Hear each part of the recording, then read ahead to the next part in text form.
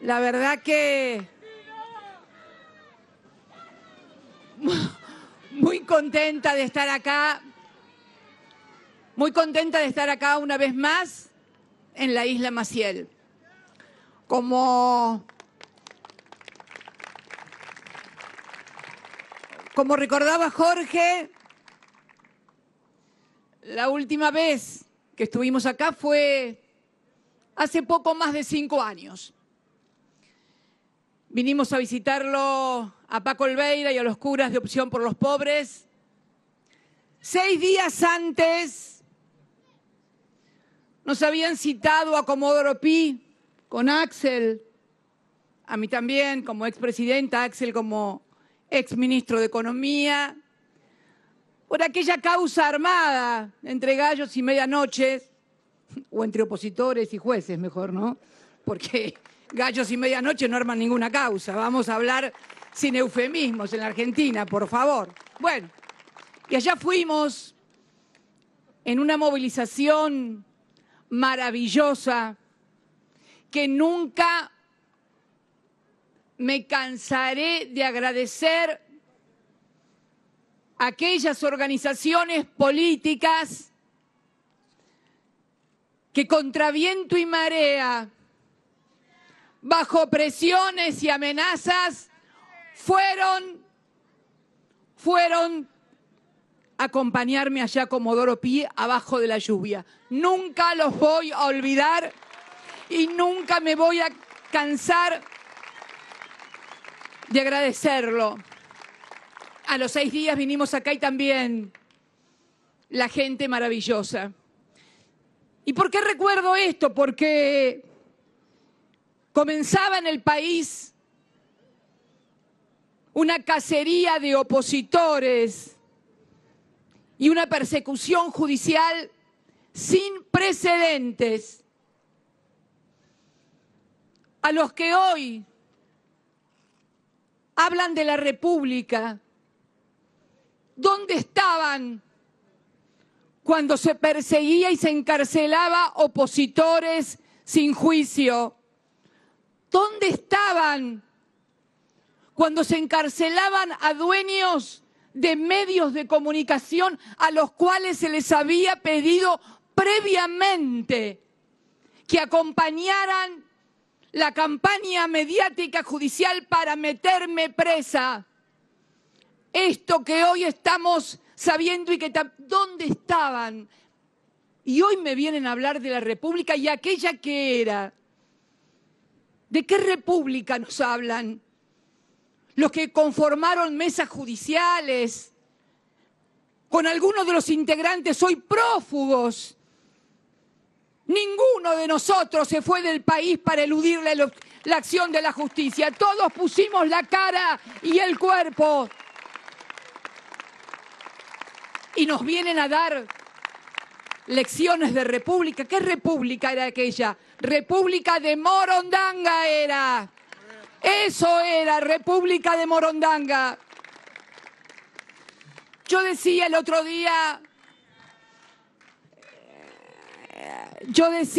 día en Escobar, cuando presentamos las listas aquel día, la necesidad de hablar con seriedad, con objetividad, para poder debatir y discutir en una Argentina que realmente lo necesita.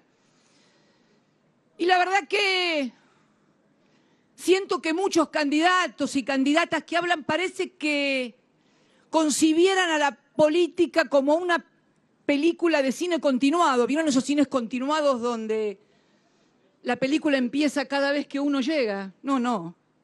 La política no es un cine continuado donde la película empieza cada vez que uno llega o cada vez que uno es candidato. Ayer nomás escuchaba a uno decir, no, porque los últimos 20 años que viví, 20, ¿quieren hablar de los últimos 20 años? Hablemos de los últimos 20 años.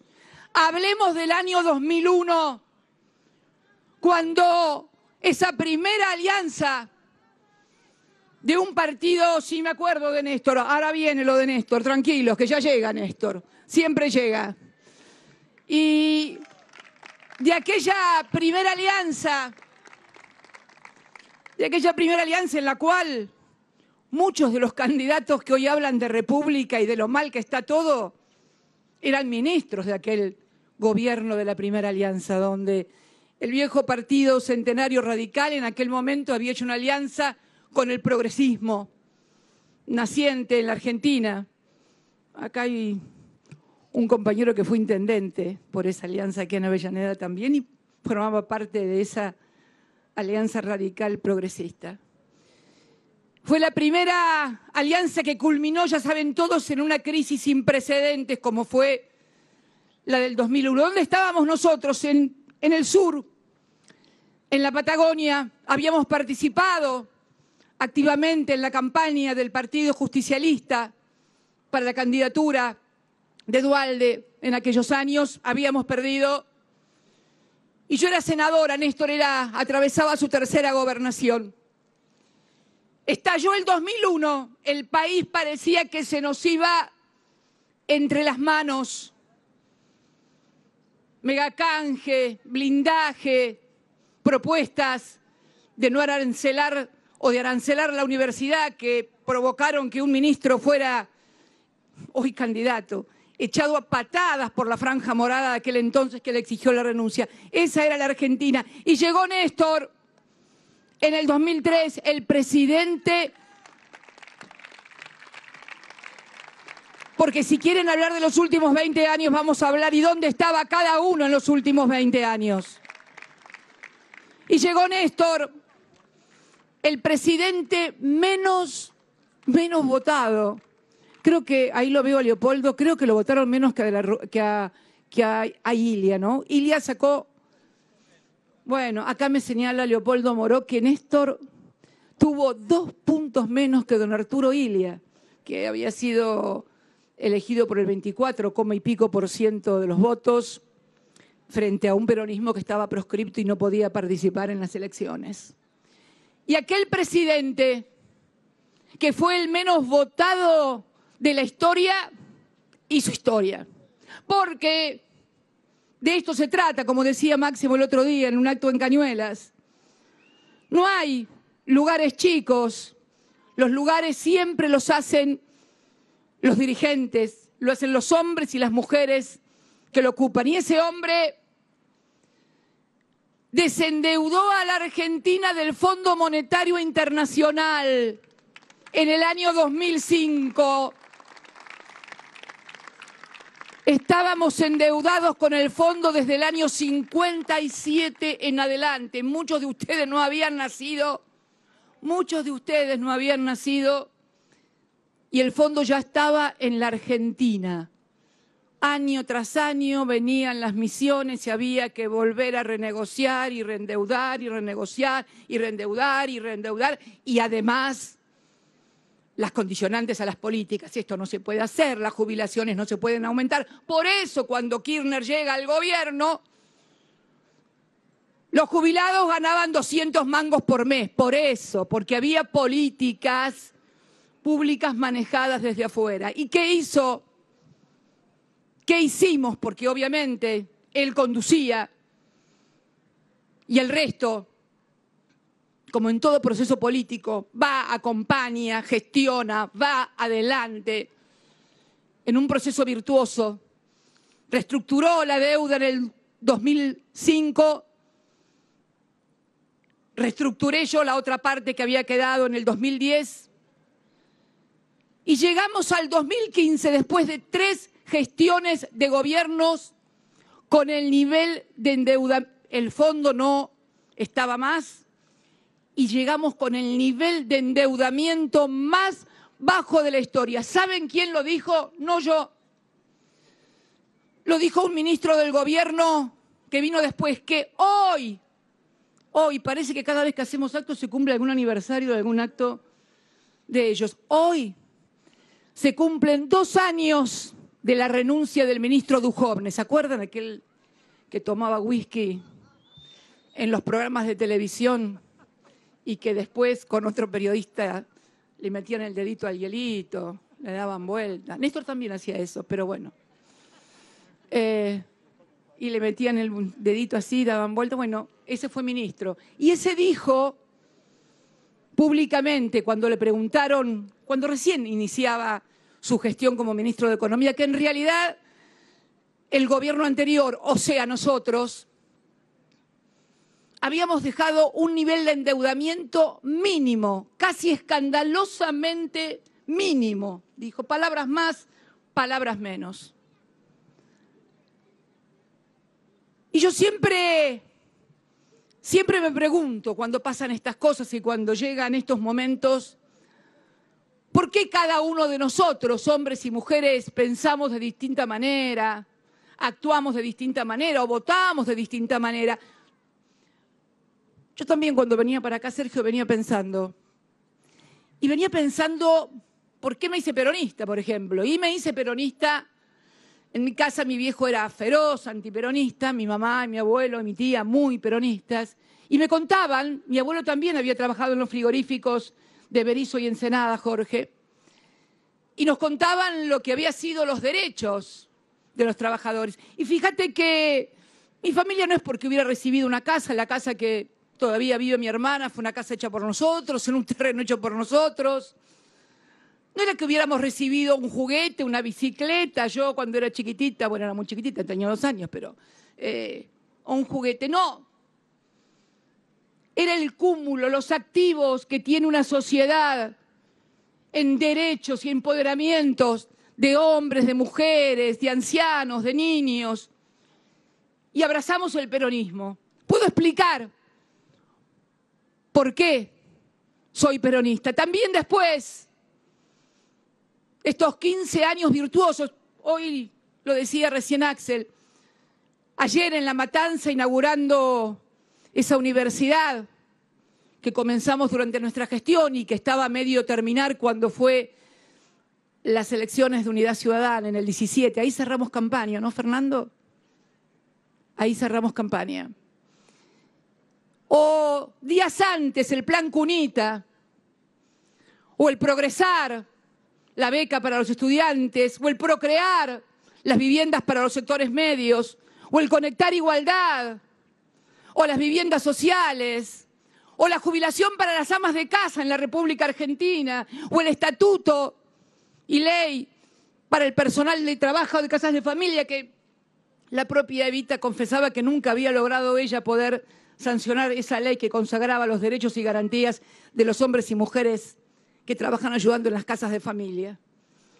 El poder tener un trabajo bien remunerado.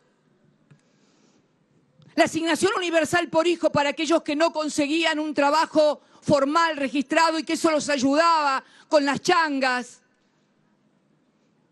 En fin, si alguien no se hizo peronista en esos 12 años y medio de gobierno, podrá decir que es kirchnerista. A lo mejor Néstor siempre decía que nos dicen kirchneristas para bajarnos el precio. No, le decía yo. No, Néstor, no es eso. Hay mucha gente que no vivió el peronismo, que nadie le contó nada del peronismo y que vivieron esto, y entonces no es que le bajan el precio, se sienten kirchneristas porque no tuvieron la experiencia del peronismo. Pero te digas peronista o te digas kirchnerista, ¿sabés por qué sos? Podés dar razones de por qué sos. Yo me pregunto, los que son macristas, los que son de Cambiemos, ¿por qué son? ¿Hay razones?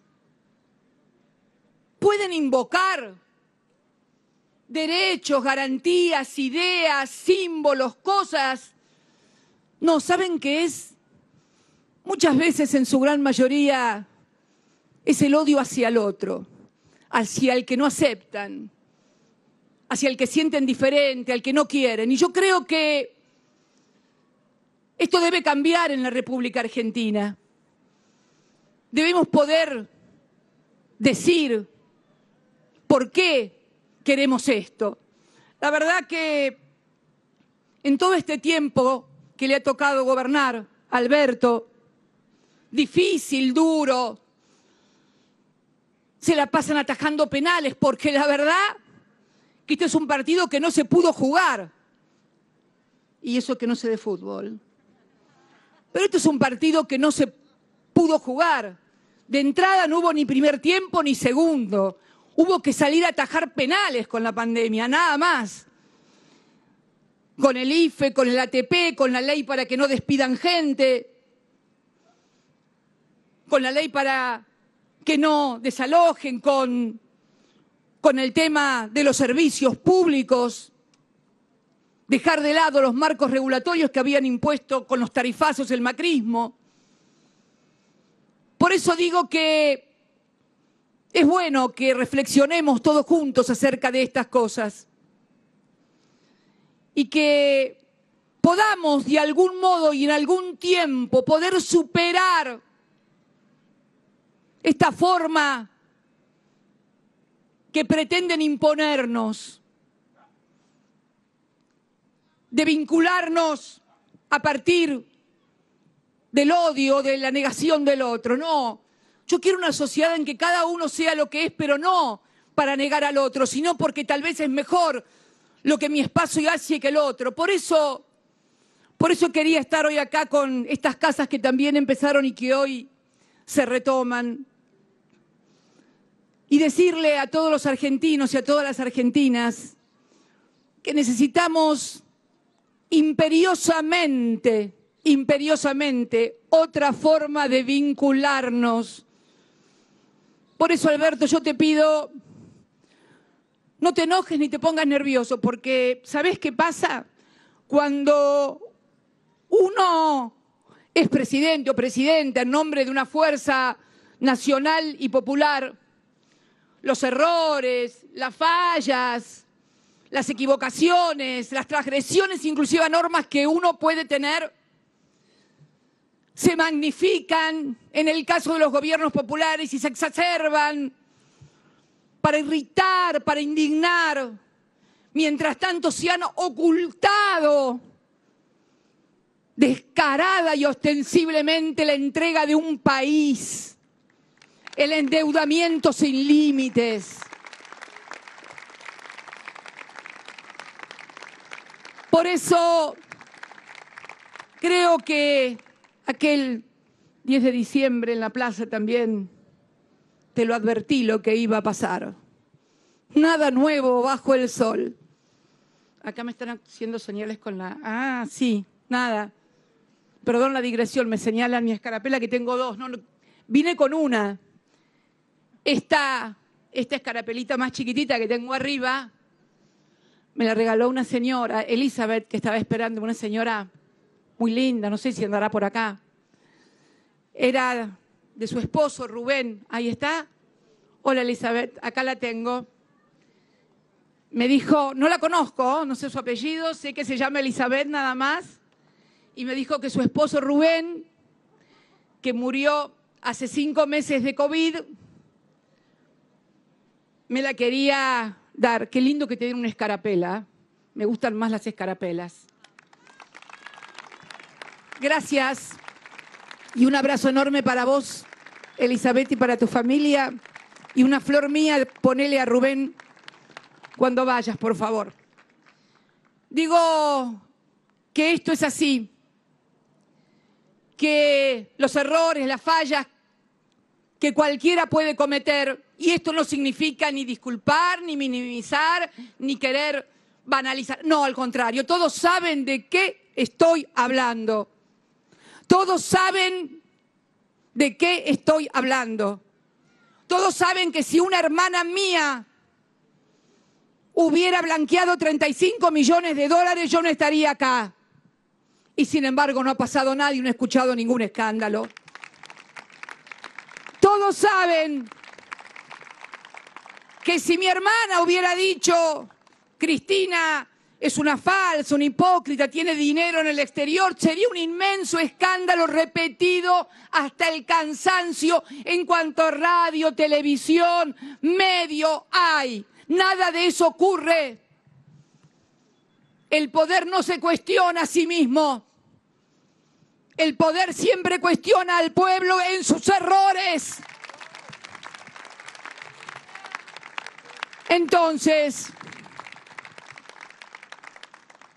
Entonces, por eso me gustó mucho el tuit de la Cámpora. Anda bien la Cámpora con los tuits. Anda anda bien la Cámpora con los tuits. Me encantó ese tuit, porque el otro día estaban con el tuit de la foto y ahora también el tuit de otra foto, la de la cena del endeudamiento. Mamita, una cena de 45.000 millones de dólares. Otras cenas deben haber sido un poco más baratas, tal vez. Digo entonces que, por favor, aprendamos que quienes militamos en política necesitamos precisamente de la organización, de la militancia, de la territorialidad, de la representación popular, de llegar a un lugar porque llegamos en nombre de y para qué, en nombre de la representación. Por eso me gusta mucho lo que hacen ustedes, por eso me gusta mucho el tuit. Porque todos aquellos dirigentes que militan, que organizan, que se involucran, que bajan al territorio, que se meten los pies en el barro, son desde la política la que se salva la política. Y no necesitan, como sí por ahí los arribistas o los oportunistas, de la operación de prensa del momento para contestar la política. Nosotros no necesitamos operadores de prensa ni operaciones de prensa. Somos militantes, tenemos representación y eso es lo que enaltece y convoca a la política. Por eso, Alberto, tranquilo, poné orden en lo que tengas que poner orden, no te pongas nervioso, no te enojes y metele para adelante. Muchas gracias a todos y a todas.